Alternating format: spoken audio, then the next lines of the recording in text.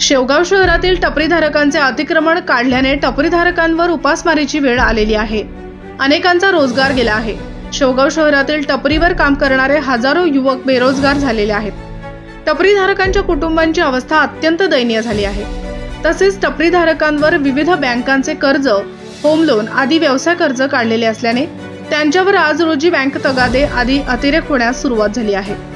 त्यात आर्थिक वर्षातील मार्च अखेर असल्याने सर्व बाजूने टपरीधारक अडचणीत सापडला आहे। त्यामुळे काही आत्मघाती कृत्य टपरीधारकांकडून होऊ नये यासाठी तात्काळ या टपरीधारकांचे पुनर्वसन करावे, हे नगर परिषदेचे शहरातील शासकीय भूखंड ताब्यात घेऊन या जागेवर टपरीधारकांचे पुनर्वसन करण्यात यावे।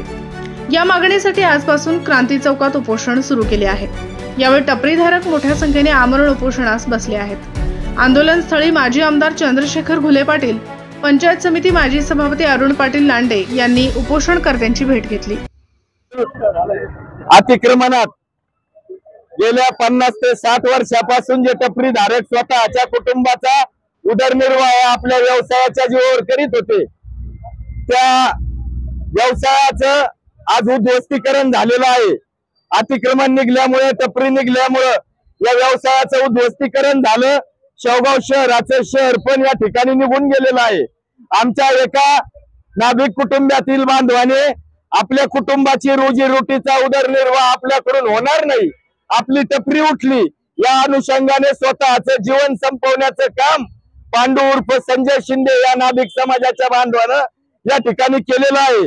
शासनाकडे आज रोजी या ठिकाणी शासकीय जागा भरपूर प्रमाणात आहे, पण ती जिल्हा परिषदेची प्राथमिक शाळा असेल, जिल्हा परिषदेचं प्राथमिक आरोग्य केंद्र असेल, कोरोनेशन हॉल असेल, साबा उपविभागाची जागा असेल, धर्मशाळेची जागा असेल, बाजारतळाची जागा असेल, सिनेमा हॉलची जागा असेल, या ठिकाणी त्या जागा धूळ खात पडून आहे।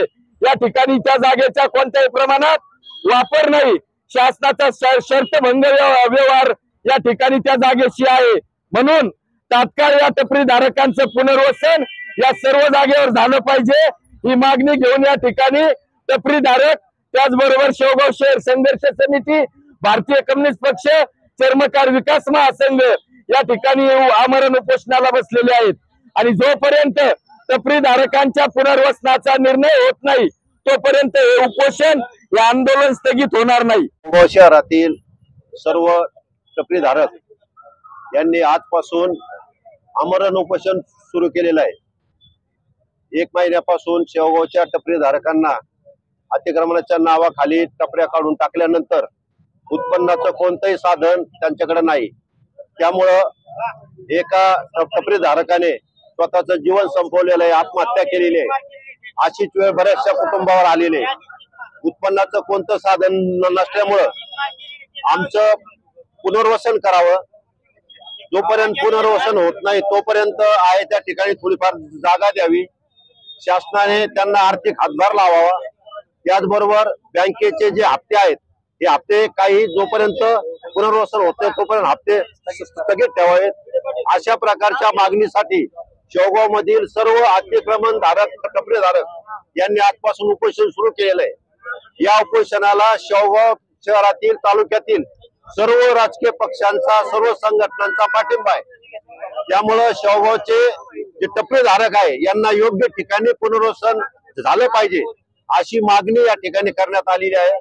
ही मागणी जोपर्यंत मान्य होत नाही तोपर्यंत शेवगावचे सगळे टपरीधारक या ठिकाणी आमरण उपोषणाला या ठिकाणी बसलेले आहेत आणि या उपोषणाला सर्वांचा पाठिंबा आहे।